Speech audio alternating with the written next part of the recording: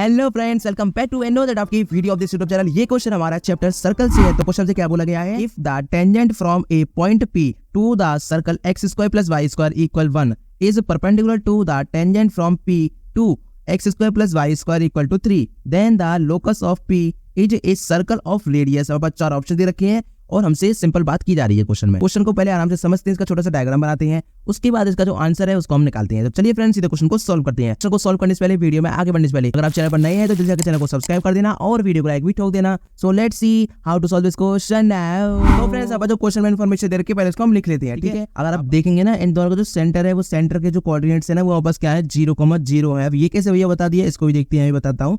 और इसका जो रेडियस है, इसको मैं r1 अगर मान लूं तो ये आपको दिखाई दे रहा होगा √1 है, तो 1 आ गया। और r2 के पास आ गया √3। अगर आपको ये नहीं समझ आया, मैंने सेंटर लिख दिया, ये सेंटर वाले कोऑर्डिनेट्स है, ठीक है।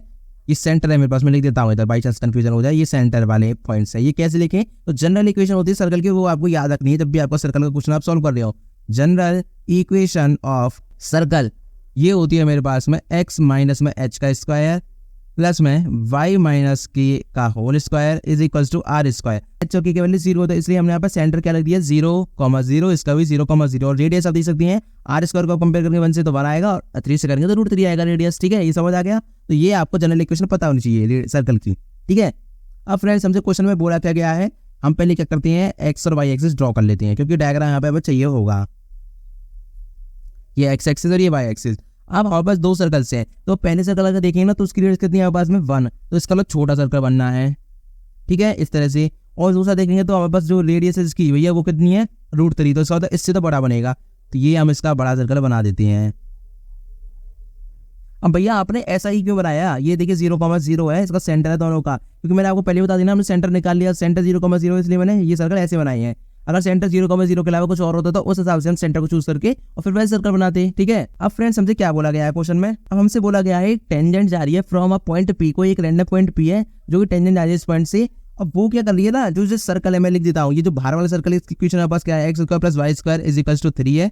और जो अंदर वाला है इसकी जो इक्वेशन है, x² प्लस में y square is equal to 1 है, ठीक है। कोई रैंडम पॉइंट P है जिस पॉइंट से क्या है, इन दोनों सर्कल्स में टेंजेंट आ रही है। अब टेंजेंट आ रही है इन दोनों सर्कल पे, और कैसे आ रही है, इस तरह से टेंजेंट आ रही है कि perpendicular to the tangent from P to x² plus y square is equal to 3। इसका मतलब अगर आप देखेंगे, देखिए मैं अगर यहाँ पर रैंडमली एक पॉइंट P मान लेता हूँ, देखिए मेरे पास P पॉइंट हो गया, ठीक है। अब ये पॉइंट है ना, ये यहाँ पर इस पर टेंजेंट डालेगा, तो ये लेट से मैंने टेंजेंट डाल दी, ये परपेंडिकुलर, ठीक है।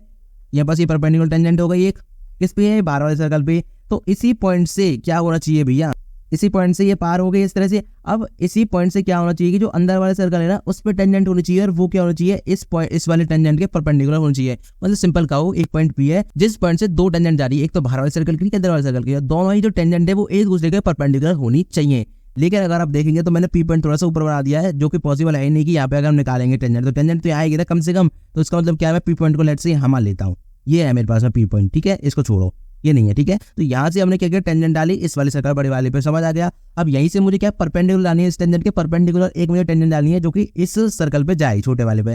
तो ये तो यही पॉसिबिलिटी बनी ना, देखेंगे तो अगर आप यही पॉसिबिलिटी बनी, मैं थोड़ा सा वैसे बना दिया है, ठीक है, यही तो पॉसिबिलिटी बनी। तो अगर आप यहाँ के इसके कोऑर्डिनेट्स देखेंगे, देखिए अगर मैं P वाले के कोऑर्डिनेट्स देखता हूँ तो इधर x डिस्टेंस कितनी है भैया, आप देख सकते हैं √3, क्योंकि रेडियस इसकी क्या है, बड़े वाले की √3, तो √3। और y में अगर आप देखेंगे तो छोटा वाला सर्कल से टच हो रहा है, तो इसकी रेडियस कितनी 1, तो √3,1। एक तो हमने ये वाला इधर देख लिया। अब हम एक साइड और देखते हैं, देखिए अब मैं क्या करता हूँ, मैं इधर पॉइंट P मान लेता हूँ, मैंने मान लिया इधर लेट से पॉइंट P, ठीक है। ये मेरे पास P1 हो गया और ये मैं P2 मान लेता हूँ। मैं इसलिए लेके चला इसको जनरलाइज बताना है, क्योंकि मैंने इधर साइड लिया, बाई चांस इधर कुछ और हो तो उसको हमें देखना होगा ना। तो मैंने इधर P2 मान लिया। अब P2 पॉइंट है ना, तो मैं क्या कर रहा हूँ, अंदर वाले सर्कल पे पहले मैं जा रहा हूँ परपेंडिकुलर टेंजेंट, ठीक है। तो ये मेरे पास अंदर वाले सर्कल पे इस तरह से गई हुई है परपेंडिकुलर टेंजेंट, ये परपेंडिकुलर, ठीक है। थोड़ा सा यहाँ पे डायग्राम में थोड़ा सा बन रहा है, लेकिन परपेंडिकुलर ही मानना है इसको, ठीक है। यहाँ पास परपेंडिकुलर है। अब ये तो P2 से भैया इस छोटे वाले सर्कल पे गई, अब ये इस छोटे वाले सर्कल पे जो टेंजेंट गई है ना, इसकी परपेंडिकुलर होनी चाहिए जो इस पे टेंजेंट होगी। तो अब इस पॉइंट पे कुछ इस तरह से जाएगी, टेंजेंट जाएगी ना, तो ये गई हमारे पास में। तो अगर आप देखेंगे ना, तो यहाँ पर अब इस P2 के जो कोऑर्डिनेट्स है उनको आप देख लो एक बार। तो देखिए x में मेरे पास क्या है, x में इतनी डिस्टेंस चली है भैया, कितनी है ये रेडियस मेरे पास 1, -1, ठीक है, -1 लिख लो, कोऑर्डिनेट्स के साथ दिख रहे हैं अच्छे से। अगर हम बड़े वाले की बात करें तो इसमें देखिए नीचे आ रहे हैं, तो नीचे मतलब माइनस के √3 हो जाएगा, ठीक है। तो अगर आप देखेंगे ना, तो आप चारों साइड घूम जाइए, अब चारों कोऑर्डिनेट में चले जाइए। मैंने एक कोऑर्डिनेट ये और एक ये लिया है, यहाँ पे आप देख सकते हैं कोऑर्डिनेट्स भी अलग अलग हो गए, दूसरे अलग हो गए और साइड भी अलग हो गए, इसलिए मैंने 2 पॉसिबिलिटी दिया। आप चारों पॉसिबिलिटी लेके चल सकते हो। आप क्या कर सकते हैं, यहाँ पर आप लेंगे P, कौन सा P P3 और P4, तो आप फिर से वही करेंगे, आप इधर किसी को पहले टेंजेंट डाल दो, किसी को दूसरा डाल दो, आपको जो कोऑर्डिनेट्स मिलने हैं ना आपको √3 और 1 ही मिलेगा, साइन अलग अलग हो सकता है। लेकिन हमें क्या बात करनी है, हमें तो रेडियस निकालनी है इस P पॉइंट की।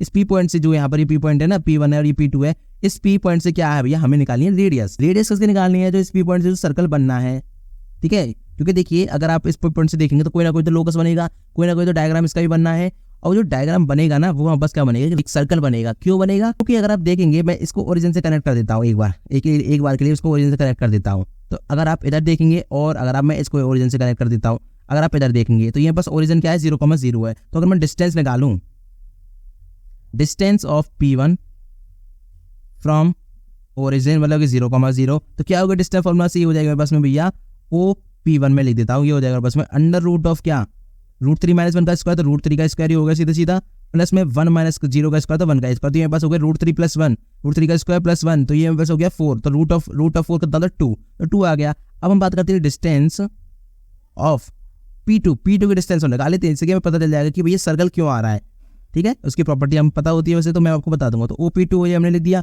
ये बस क्या हो जाएगा अंडर रूट ऑफ, देखिए फिर से मैं क्या करता हूँ, 0 में से इसको माइनस करता हूँ, फिर इनमें से इसको माइनस कर दूँ, कोई फर्क नहीं पड़ना। तो मैं क्या करता हूँ, जो ये P वाले P2 के कोऑर्डिनेट से इनमें से इसको माइनस कर दूंगा, तो ये -1 का होल स्क्वायर हो जाएगा, कोई 0 कोई फर्क नहीं पड़ना, प्लस में -√3 का होल स्क्वायर हो जाएगा। देखेंगे तो फिर से वही √4 आ रहा है, दैट इज 2 आ रहा है। अब आप यहाँ पर भी देखेंगे ना, इस वाले कोऑर्डिनेट में और इस वाले कोऑर्डिनेट में, ये मैं से P3 मान लेता हूँ और ये P4 मान लेता हूँ, तो यहाँ पर भी आपको कुछ ना कुछ ऐसे कोऑर्डिनेट्स मिलेंगे। आप डिस्टेंस निकालेंगे फिर से ओरिजिन से, तो देखिए ओरिजिन से आप डिस्टेंस जब निकालेंगे ना तो आपको क्या डिस्टेंस सेम मिलनी है। तो इसका मतलब क्या हो गया कि ओरिजिन से सेम डिस्टेंस हो रही है, फिक्स डिस्टेंस है हर जगह पे, तो इसका मतलब वो सर्कल होता है।